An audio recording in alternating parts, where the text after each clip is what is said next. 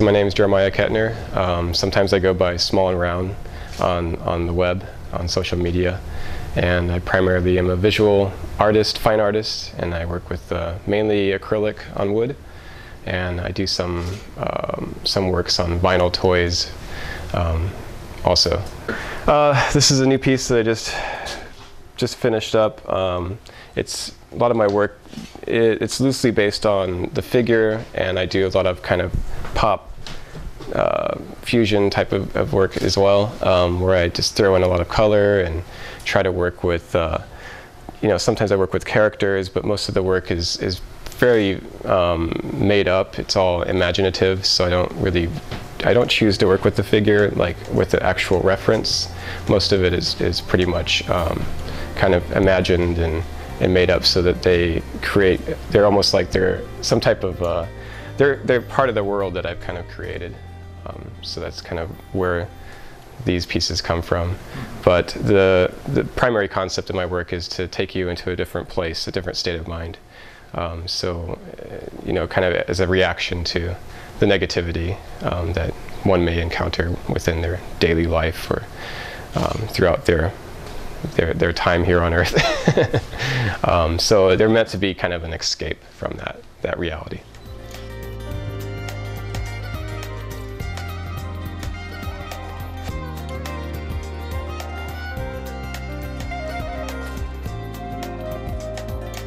This piece here, I was invited to a group show for the Chinese zodiac, and last year was the Year of the Dragon, and this year I did actually a piece for the Year of the Snake also.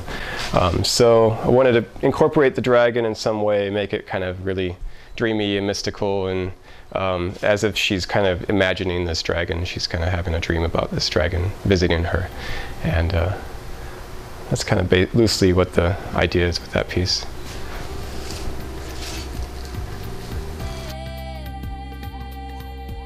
Every morning when I get in the studio, I'll just get some cheap Xerox paper and just nail out.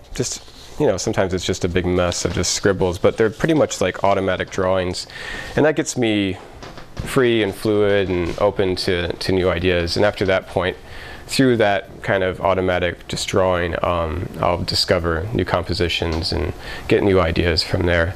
And then I'll take it over and make a more refined drawing from that. And then from that drawing, I'll take that and transfer it over to a wood panel and just start painting. And the painting process is pretty much just automatic. I don't even after the concept is done, and once I've started painting, it's a very intuitive kind of thing for me. I don't even realize that hours are going by, and I just continue to create until the piece is done. Usually pieces take about 2 to 3 days for a small piece like that, and I'll spend up to a month on a really massive piece. I borrow a lot of aesthetics from like Japanese culture, from like kimono patterns to ukiyo-e prints, to modern kind of anime, that I find fascinating and interesting, and right down to the most basic botanical sketches and drawings from the 1900s or earlier. I do spend a lot of time at the botanical garden and just out exploring, just to get some inspiration in that way. But this is kind of just like my little comfort zone here, where I can look over and get some inspiration if I'm stuck.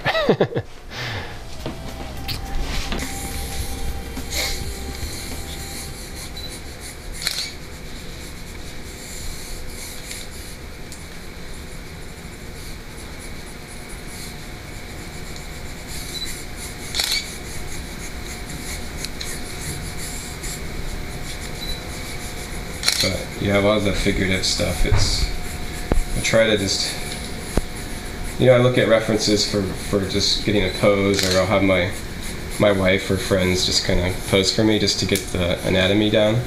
But most of it, after that point, I just put the photos away and just go for it. Or I'll just go to a coffee shop or something and just start whacking away at a drawing, and that sometimes is where I get some of my ideas from.